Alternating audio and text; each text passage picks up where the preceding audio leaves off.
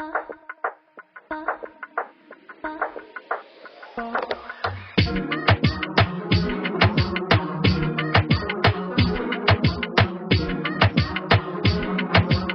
back to another episode of Emotional Nightmares. I am your host. My name is Tyler.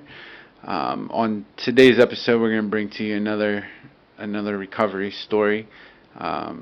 So I got a friend Rob here that is going to share with us a little bit about his story and how it is that he found recovery, how he found hope to put that shit down. So with that, I'm going to go ahead and, Rob, you want to introduce yourself to us? Yeah, I'm Rob. I'm an addict. I am from Oil City. I live in Franklin now. But I grew up my whole life pretty much in Oil City. I had a somewhat normal childhood. My parents, they split up when I was 5, and my mom, she had her issues with addiction. And did you live with your mom? Up until 5, yeah. Okay. They were together. But I grew up with my dad primarily, and my grandparents helped raise me quite a bit too, my aunts. But just partying was kind of part of it too. And when you were young? Like yeah. Your parents and everybody were partying? Yeah. Okay. And just around it a little bit, seeing it. And when you say partying, right, you're meaning like alcohol, drugs, like the whole nine? Yeah, just mostly Okay. alcohol. Okay. And maybe here and there I'd see something else, but they split up when I was 5, and so I had pretty much a good childhood. We went out camping all the time and stuff, and like that was the thing. Like, we went out camping out in Dempsey Town, and like it was. I loved it out there because I was a kid. I had a great time swimming, playing with the kids. But for the adults, it was all weekend long party and people getting smashed and all kind of stuff. But that was just kind of like I didn't even, it was normal. Yeah. It was like one of those things where it just became normalized, I guess. But then I'd come home from camping, go to school and stuff and whatnot. My mom, she would show up here and there throughout my childhood, and but like I said, she had her addiction path as well. So when you say here and there, like she would come like maybe like once a month, every now and then? Yeah. Like you never knew when she was going to show up? Yeah. How old were you at that time? I was pre-10, up until I was like 12, 13. A lot of anger? During that time? A little bit. I was a pretty closed-off kid. So you just internalized it? Yeah, I internalized anything, and I kept to myself quite a bit. I wasn't like very outgoing, but I had friends and stuff in school, and became a teenager, and like 12, 13. That's when I first tried like alcohol and weed.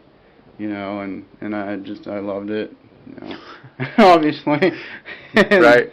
I loved the feeling it gave me. It was like it just eased everything, like it took me out of like. You no longer had to feel the emotions. Yeah, it took me out of here, kinda, or whatever. Right. Yeah, I didn't have to feel emotions or anything, and that was it through high school. I played sports and stuff, middle school and high school. What'd you play? I wrestled. Okay. Were you good? Yeah, I was pretty decent. I guess. All right. And I didn't go to states or anything, but I thought it was good. But yeah, and it just like the progression of it is, I started when I was started using like 13-ish, and like I was into sports and stuff, and then like gradually I started falling off of things, like I didn't even wrestle my senior year. I would rather just hang out and party, and no time for that, so drinking, like me and the boys all week long mow grass and stuff, get some money together for the weekend, you know, and then just go out in the woods and or up on the train bridge in Stiverly and just get it in, you know what I mean? But definitely doing that, I could tell, like at the end of the weekend, I didn't want to stop. I would, but I didn't want to, you know, like.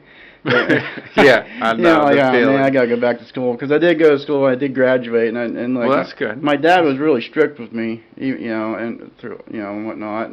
Like I had to get C+ grades and stuff, like, you know, and you know, up until like after I graduated, that's when things really, you know, went crazy. But up until then, it was just party on the weekends. So then you graduate and then you went nuts? Kinda, yeah. Okay, how so? Oh, I don't say no. I mean, it just kept progressing, man. You know, they wanted me to.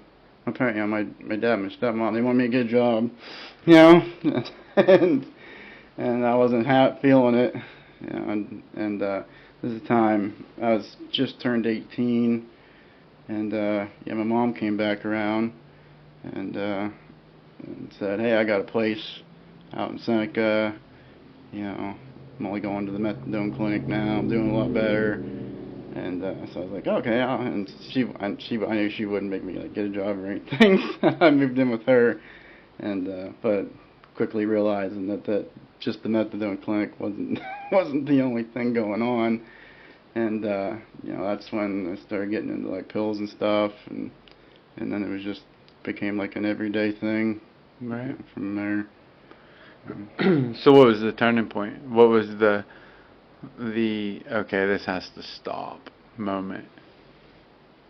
I mean, clearly everything went to hell, right? Like that's usually what happens with us. Yeah, everything went to hell. I mean, throughout my 20s, I did work. I did end up getting a job around like 20, 21, you know, and I got hurt at work and got piss tested and got fired. Right. And then I found another job, which I worked at for like 6 years, but, you know, and it just seemed, they never piss tested, so I could just keep doing what I was doing. So basically you were finding these jobs to help supply your habit. Yeah, though. yeah. Like you weren't like... Yeah, I wasn't like out burglarizing or anything. It was right, just, right. you know, when I first got some money or paychecks, I was like, oh, okay, so this is just, I can just do this and get money to support my habit, you know, like just work, like kind of take care of some things, but then everything else went to drugs, you know, like right. anything extra, like I wasn't getting anywhere in life. It was just pay some bills maybe, and then right.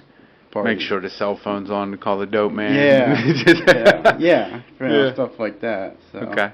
Like, so I did work and throughout pretty much all my addiction, but it was working to get, you know, party basically. So, what made you? So that's interesting that you say that, right? Because like a lot of people listening, and a lot of people that are out here struggling, they do maintain jobs. Oh yeah. Right, and then it turns into no, I'm a functional addict or a functional alcoholic. That was it. I looked at myself as a, you know, I didn't even say an addict. I was just, you know, I'm functioning.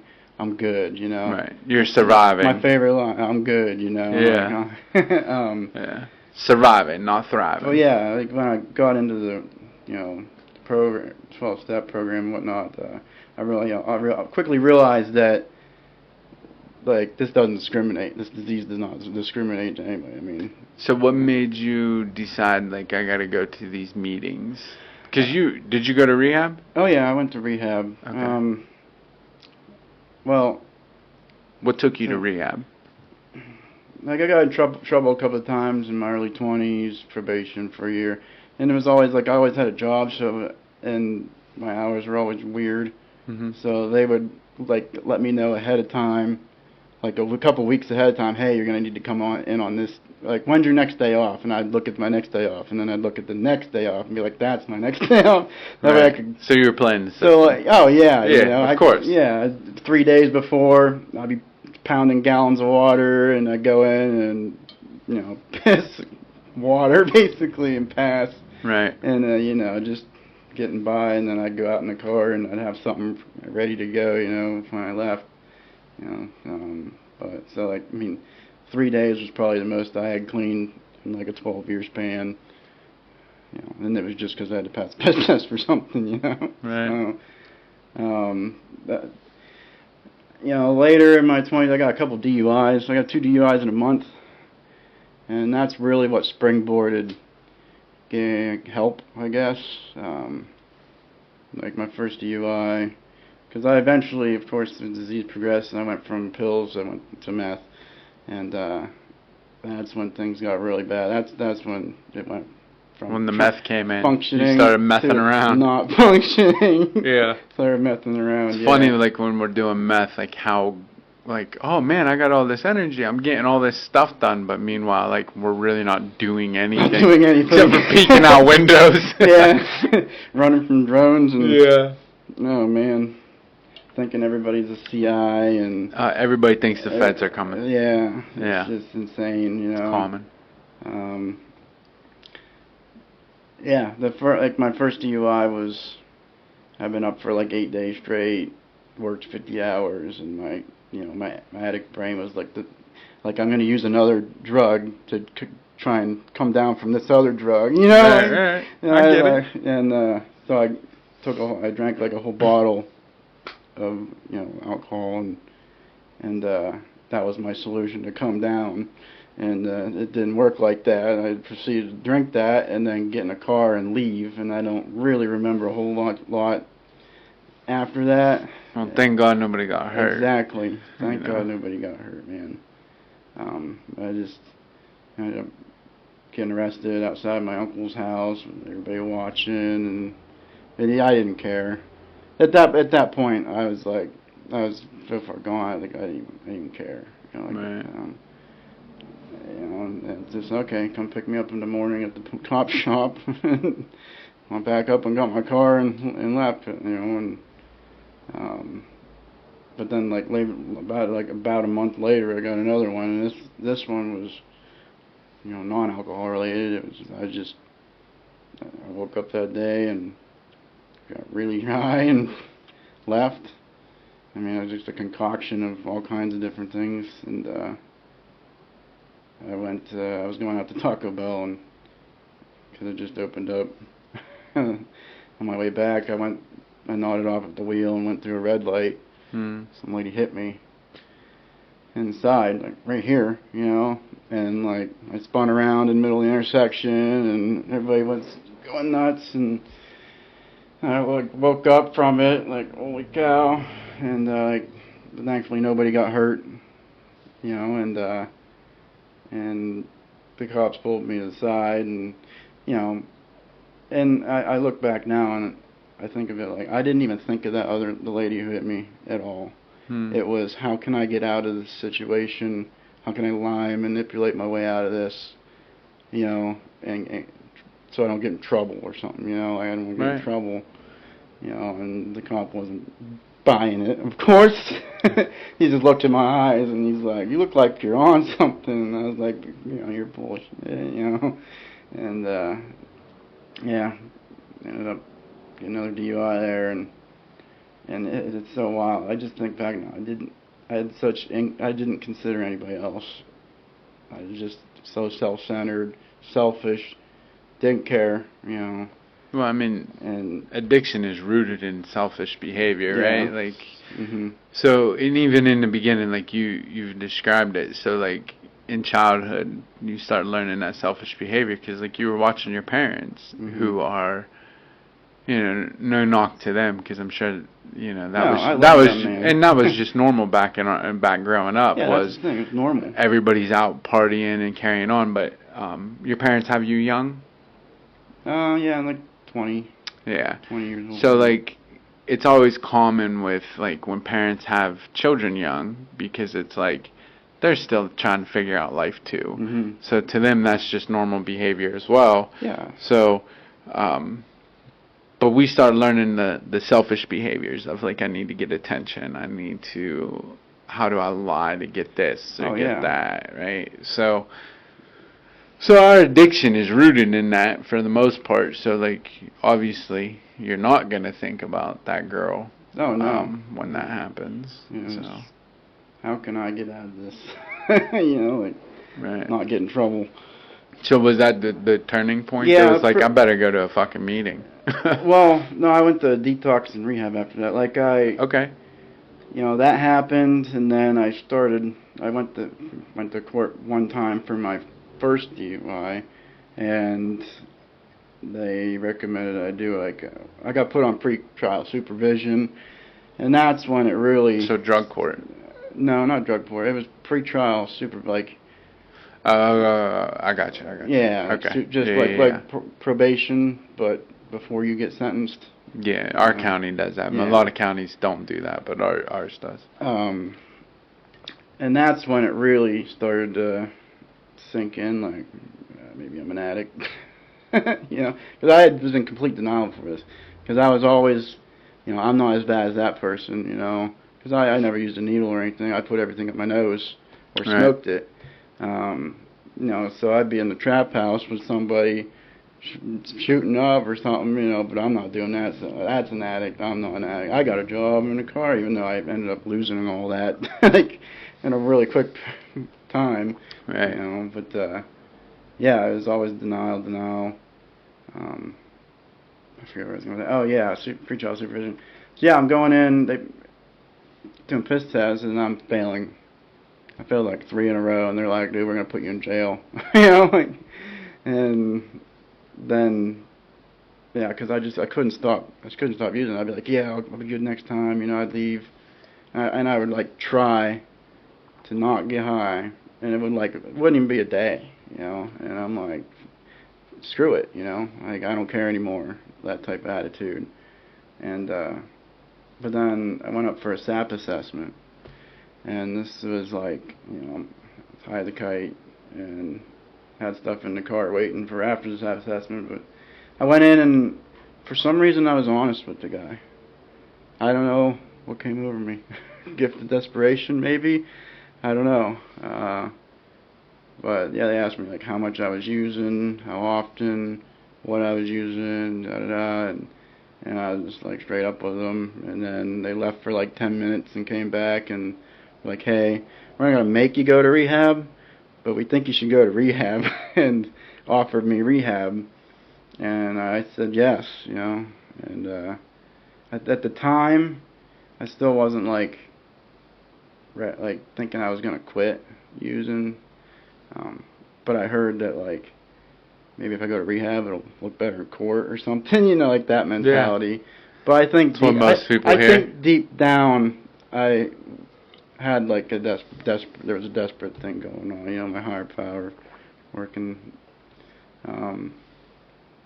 So yeah, and they sent me a detox, and then rehab, and even going there was like, I got there and they pointed out all these different 12-step programs, and I went to the one that I figured I should go to because I'm a tweaker, and yeah, just like the seed was planted, even though I wasn't completely sold at first, because I wanted to leave rehab like 3 days in. I was like, this ain't for me, screw this, but going to a few meetings in rehab really opened my eyes to, holy crap, like this is, I have a disease, and like it can affect anybody, like sitting in rehab with a guy who's a doctor prescribing himself painkillers or something, and he got hooked on them, like, well, he's a doctor, like, holy cow, right. or somebody else, like, just different walks of life, and like, we're all here for the same reason, we can't stop using drugs, we want to stop, so there was a point in rehab where something came around where I was like, okay, I want this, I want to do this, so, honestly, there was something that happened in rehab that really, like, got in my head with, because it's the physical, mental, and spiritual disease. So like I'm like a month clean. I'm like, I'm gonna do this. I'm all in. And I was in my dorm room or whatever. It was like 4 guys, but I was the only one in there. And this guy came to the door, knocked on the door. I went out. He's like, "Hey man, how you doing?" You know, and he was like, "What's your name?" "I'm Rob." We exchanged and whatnot. And he's like, "Hey, where are you from?" I said, "Oil City." He said, "Well, see, I'm only like an hour away from there. Dude, I can get some really good stuff up there, you know. We should hook up after we get out of here, yada, yada, yada." And, like, it was like a switch in my head where I was like, yeah, man, let's hook up after this. Like, you know, exchange name, number, whatever. And, like, I was like, yeah, man, let's do this. You know, and then he walked away, and I stepped back in my room, and I was like, it hit me. I was like, what the hell just happened? Like, earlier that day, you were all in, and then, like, a flip of a switch, and that's when I realized it was... Well, I mean, that happens. Man. That happens a lot to people, and like we don't talk enough about that mindset. So like, because I always tell people, and I've said this a billion times on here, like I always believe that people believe they want to change, right? Mm-hmm. And like, you see it a lot where it's like, it's an environmental thing. This is why like changing people, places, and things is so crucial, and it's not about like the people that I'm around, it's about the kind of people that I know, right? Because we can find the kind of people we know anyway. Yeah. But it's that quick, right? Like if I'm not around people, I always say we don't need to be in the same book, but we don't need to be on the same page. We just got to be in the same book, right? So if I'm trying to go over here, like I'm trying to go right, you're trying to go left, what the fuck are we doing? Like, what are we doing, right? Yeah. Like, we both got to be trying to go right. Doesn't matter who's where in life. It just matters that our angle is the same, going right? in the same direction. So if I'm just sitting here, and even now, man, if we were just sitting here, and every day somebody comes to this house, and they were talking to us, and every day they just come in, they throw a line of cocaine on the table, and I say cocaine because that was my DOC. We throw that on the table, or heroin for that matter, because that was our first love, let's be real. So they throw that on the table, and they were like, here, this is for you. And together, we're both going to be like, nah, man, we're good, right? Yeah. Nah, we're good. Nah, we're good, right? And we'll eventually phase that person out together, right? Because together we survive, right? But, like, on my own, every day somebody comes in, they drop a line of heroin down. It's probably only going to... And I've been sober now for a minute, so I'm going to say, give me the 3 weeks, right? Before I say, maybe, right? Before that no turns to a maybe. Yeah. Whereas, like, you take somebody fresh out of rehab or so that's got, like, a month clean, 2 months clean, even a year clean, it's every day in your face, it's not going to be long before you're like, okay. Yeah. You know? I remember what that does. Yeah. Euphoria recall, and, like, you know what, I am having a bad day. Yeah. You know what, I am struggling. I know heroin will... it'll make me forget for a while. I'll just sit in the corner and tie my shoes with my lips, and we'll be good, right? So I mean, it's good that you started recognizing that while you were in rehab. Like, shit, what is going on? That was like the moment where I realized, like, it's all in my head. It's between my ears what is wrong, and like, I immediately picked up a book and started reading it. You know, I hadn't even opened the book. It was sitting on my nightstand for a couple weeks. I hadn't even opened it yet. I was just going to groups, you know. But yeah, and it changed my life, honestly. So you got out of rehab? Yeah, I got out and went straight to a meeting. You've been going ever since? Yeah, pretty much, yeah. And then COVID was rough, but a lot of meetings. COVID was rough. Kudos for surviving, right? Like, a lot of people in addiction did not survive through COVID. You know, that was a rough time when they shut the country down. And it sucked because, like, we got the digital platforms and we can all meet, like, digitally. Yeah, I did some Zoom meetings. It's not the same. And, like, my home group was open pretty much the whole time. All through COVID. I think it shut down for, like, 2 weeks. And then it's not at a church, so it was a little different. Right. So, yeah. I had that and some Zoom meetings.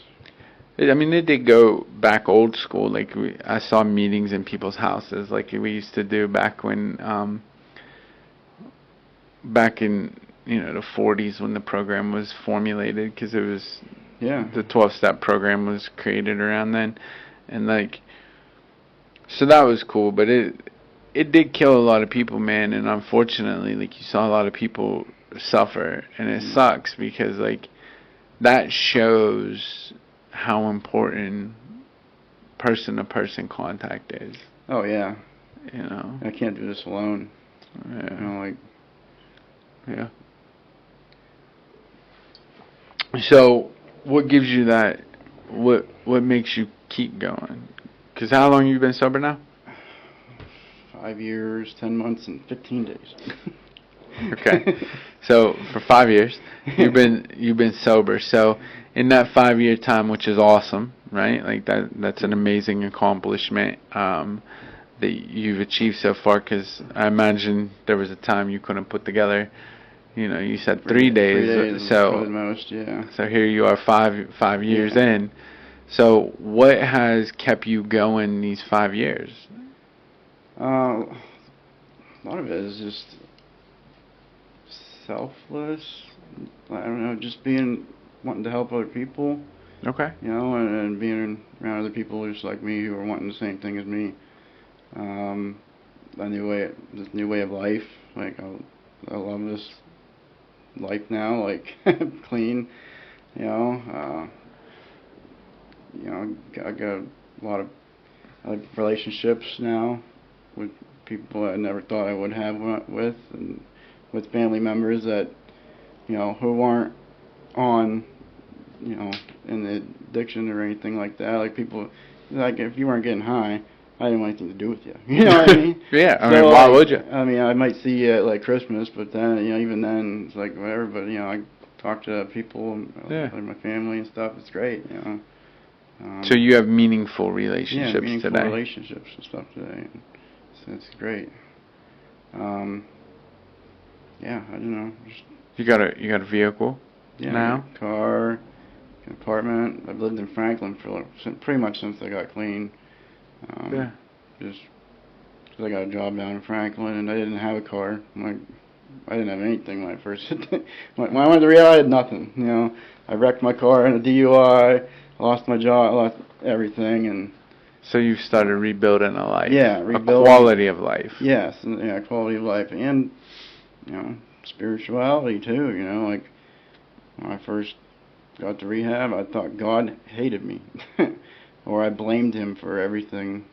How could you let this happen to me? How could you do this to me? When the whole time I was doing it to myself, So, and realizing that God was with me the whole time, I was just so selfish and just I was running on my will, the whole time, and they have all those little phrases, like let go, and stuff. And, yeah, I hate the cliche phrases. You hate them? I took them to. I mean, I had to take them to heart at the beginning because I didn't know anything about any of this stuff before I went to rehab. I didn't know another way of life for so long. Like it's all new. It was all new to me. Like literally learning a new way to live. Yeah. So that's hard though, right? It is, yeah. So I imagine in this time frame, so in that 5 years, I know that you would have had hardship, right? There's been some struggles in there. Oh yeah. As is life, right? But you didn't pick up during them. Didn't pick up, no. Right? So. Because I know it wouldn't solve it. I mean, Okay. Like you just run the tape through. Like that's. It's like I've lost the desire to use, but that doesn't mean I don't ever think of it. It's just sure. I don't act on it. Or it's quickly beat down by, yeah, you want to go back to that? Like, no, I don't want to go back to that. So, yeah. Yeah. Yeah, it's hell. Yeah, exactly. Yeah. Okay. I went to rehab like 135 pounds. Like now I'm like 220, I just eat. It's crazy, like, the people that come into rehab. What's crazy is, like, I'll see them when they're, like, doing good, they're healthy, they got all this weight up, they're Yeah. looking good. Then they'll come after a relapse, and I'll be like, yeah, you look like shit. And they'll be like, what? And I'm like, dude, like, you're down to like 100 pounds. Like, you look like shit. Like, and in our active addiction, we don't see it. We don't, yeah. Right? Like, I know when I went to rehab, dude, I don't know, I was well down, and like, I was playing xylophone on my ribs, you know what I mean? And like, I'm like looking in the mirror like, holy shit, like, where did I go? I look at old pictures, like, I have, like, right towards the end, and I look like a skeleton, Like, holy cow, man. Luckily, I got sober before I got sober in 06, so luckily, like, we didn't have, when I was using, there wasn't, like, people still had, like, actual cameras, you know what I mean? Oh, like, we didn't have phone cameras, we had actual cameras yet. I think the phone cameras, the one that mattered anyway, like, they look like shit, but, so luckily, there's very few pictures that exist of me in my active addiction, thank God. Yeah. You know, because I always think of that, like, ugh, I look like shit. But we think we look good. Yeah. You know? Oh, yeah. So, what you got going on today? I just live life, live the program, man. I like to revolve around recovery. I mean, I go to meetings for almost every day. You know, I'm constantly in contact with other recovering addicts, trying to help or be of service. You know, I still work at the same job that I got like a couple months after I got clean. I applied for a job and they hired me. I was like, holy crap. Because I went in there and, like, I'm trying to practice spiritual principles, being honest and everything. You know, I was just completely honest with them. I'm like, hey, you know, went to rehab. I got a couple of DUIs. I'm not going to be able to drive for a long time, and yada, yada, yada. But I do have this work history. You know, I think I did okay at my job, even though I was so whacked out. So, but yeah, they gave me a chance, you know, and I've been there ever since, and it's a great job in an office. Nice. And, you know, and finally, after it took me almost 5.5 years to get my, like, actual license back, you know, but I did. Nice. You know, and because I had to get one of the blow-and-goes in my car, and I was putting that off for a while. Yeah, them things are a pain in the ass. Yeah. Yeah, I was trying to avoid doing that, because you can get the license without a car, and then just go a year and then get your license back. But, like, because that's what I did at first. I applied for that and got the license, so that's when my year starts. But once I got the license in my hand, like a month later, I was out buying a car. Yeah. And getting it put in. Those things are annoying. I remember I have a cousin, my cousin Greg, he had one. I remember us driving one time, and the damn thing went off, and it kept going off, and like we were stuck. It was showing that he was drinking, and it was because of his cologne. Yeah, you gotta be careful. I mean, like, those things are crazy sensitive, and like, I don't know, pain in the ass. I mean, they are good, right? Obviously, if you've had all these DUIs and everything, and I don't know, there's some benefit to them, but neither here nor there. Yeah. So life's good today. Yeah, life's great today, man. So I went from hell to good. I do all kinds of things clean, you know, like float the river and just enjoy it, man. Yeah. It's a blessing, beautiful. You know, go do things. I don't have to, but like it seemed like for so long I couldn't do anything without getting high. You know, like I couldn't go to Walmart without getting high because I didn't want to deal with people not high. Yeah. Yeah. You know, so yeah, it's just it's great. You know, I'm trying to stay in the middle, man. That's what keeps me clean, what kept me clean, what got me clean. So give back what was so freely given to me. I mean, so you're no longer surviving, you're thriving. Yeah, I think so. That's the hope. You know. you know? That is dope. I mean, at the end of the day, that's the whole point of it all, right? Mhm. Is like to get out of survival mode and change our life and Just get out of that way of thinking, man. and live. Yeah. You know? You know, get out of that self-pity, the anger, and that fear. You know, not that I don't have any fear or anything today, but it's healthier than it was, I think. Sure. You're not self-destructing Yeah, your life over a fear. Yeah, exactly. I'm not self-destructive today. Right. You know. A little fear leads to insecurity, and then we self-destruct and destroy everything. Yeah. So. Yeah. That's it. So, anything else you want to add? I don't know, just, you know, that there is hope and there is help. Like, we just had that awareness thing in the park yesterday, and, like, Overdose awareness. Shout out to Sam. Yeah. Shout out to them who put that together. Her episode is on season 1. I might have her come back on season 2 and do a one-on-one, but her episode's on season 1 for Sam. She put together that awareness thing, and it was a good thing, so check her out. It's great going to those things. It's like, I know when I was in getting high and stuff, I didn't know about any of it. Like, there's so much help out there, and there's so many services, and like there's help for you, and if you're struggling, you can get it. You know, you just have to want it. You have to go get it. You know, like, it's there. Yeah. There's so many vendors, but facilities. Vendors or whatever there. You know, giving out Narcan, giving out supplies, and just, you know, it's there. You know, There is help. I didn't know about it. You know, bringing awareness to that stuff is huge. Yeah. You know. Yeah, I mean, I think that's the whole hope. We got Recovery Month coming up in the park too, Mm-hmm. and by the time these episodes air, they'll be done and over with. And I don't know, but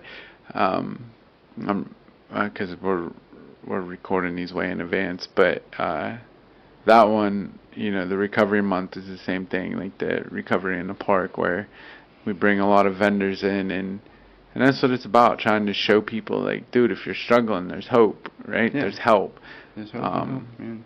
So, and as always, and that'll take us to this, we'll wrap this up. So, that's what this podcast is about. So, you know, you could have been anywhere in the world. You chose to sit here with us.